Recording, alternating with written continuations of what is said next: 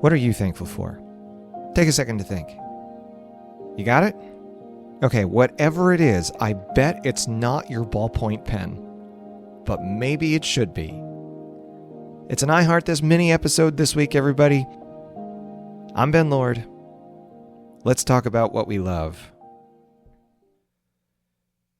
As a guy whose writing these days focuses on gratitude, I'm in the habit of asking a lot of people what they're thankful for.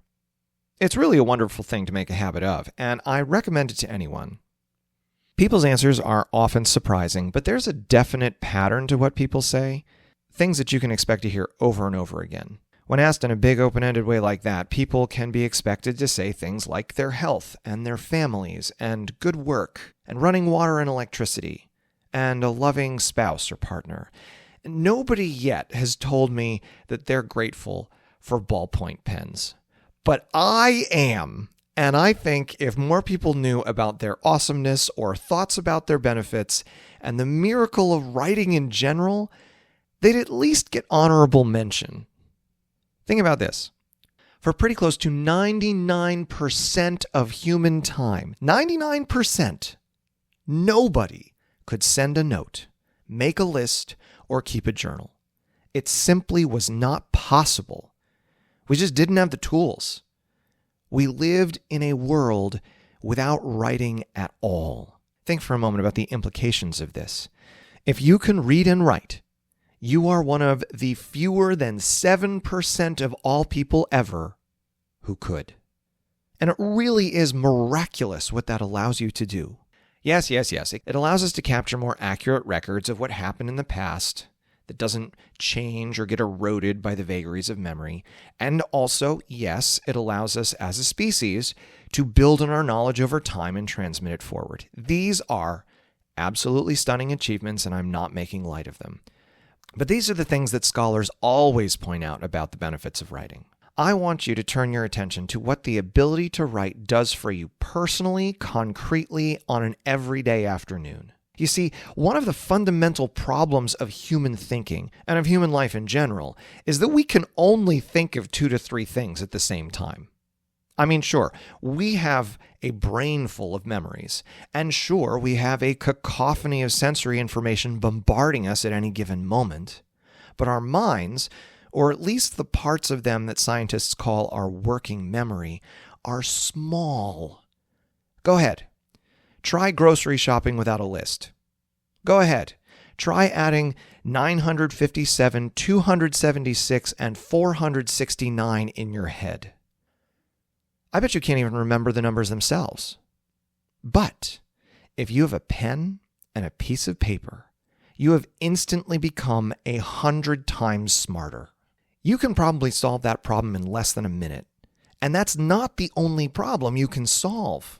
What do angsty teenagers do when they can't handle the unrequited love, societal expectations, and raging hormones? Well, okay, some of them do drugs. But the ones that I know mostly write poetry. Whether our problems are mathematical or emotional, many of them are too big for our tiny minds unless we write them down.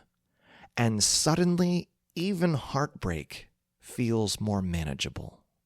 For my adult life, I have always kept journals and notebooks. I've written poems and books and essays in them, yes, but I've also written my way out of the vicious thought spirals of my own anxieties and occasional depressions. There's something about getting all that repetitive garbage in one place where I can see it all that helps me to diffuse it. And it is in my notebooks that I am most creative. I can capture quotes and ideas and questions and hold them up against each other as a kind of parallax of thought that makes new combinations stand out. For me, it is usually through writing that I know my own mind. Like I said before, there was no writing for 99% of all human time. We tend to think of writing as something that was invented at the dawn of civilization, and to some extent that's true. Indeed, we say that the advent of writing is the dawn of history. But even in the intervening 5,000 years since someone first started scratching cuneiform into the clay, almost nobody could write. A few scribes here, a few monks there, maybe some high-class aristocrats. In an age when people are used to thinking of information technology as all being electronic, it is easy to forget that the tools that it takes to write a grocery list took some 5,000 years to develop. Even just a few centuries ago, writing was an inaccessible, expensive, and time-consuming labor. And looking back at the history of writing, most of it was done in mud. And if you wanted to carry it somewhere, you had to turn whatever you wrote on into a brick. Later, people upgraded to parchment made of animal skins. And then a single page would have taken days of human work to make. Not to mention how many animals it would have taken to make a book. Making paper took centuries of innovation to be cost-effective, and it only became widespread in the 1400s. Inks were usually made from oak galls and rusted iron during the Middle Ages, and if you wanted any color but black, you'd pay dearly, and it might have to come from thousands of miles away. Those quill pens that the Harry Potter movies made look so romantic are a complete pain to work with. They drip ink everywhere, and you can only write a few letters before you need to dip it in the inkwell again. The metal-nibbed dip pens were worlds better, though still annoying. Fountain pens ingeniously put the ink inside the pen itself, and usually all over your hand, especially for those of us like me who are left-handed. The ballpoint pen wasn't invented until the 1930s, and it took 3 decades for the leaks and ball problems to get worked out and for them to become cheap enough to become what you and I write with today. So go to the drawer and get out your favorite pen and take a look at it. What did it cost you? Maybe a few dollars if it was a really nice one. Now go grab a sheet of paper. What did that cost you? Less than a cent, I'll wager.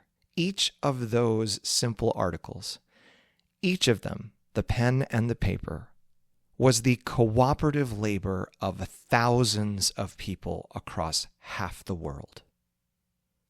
Now think of how many years it took you to learn to use those simple tools with the alacrity that you do. Until without a thought, you can capture any word that comes out of your head, even hundreds or maybe 1,000 of them in an hour.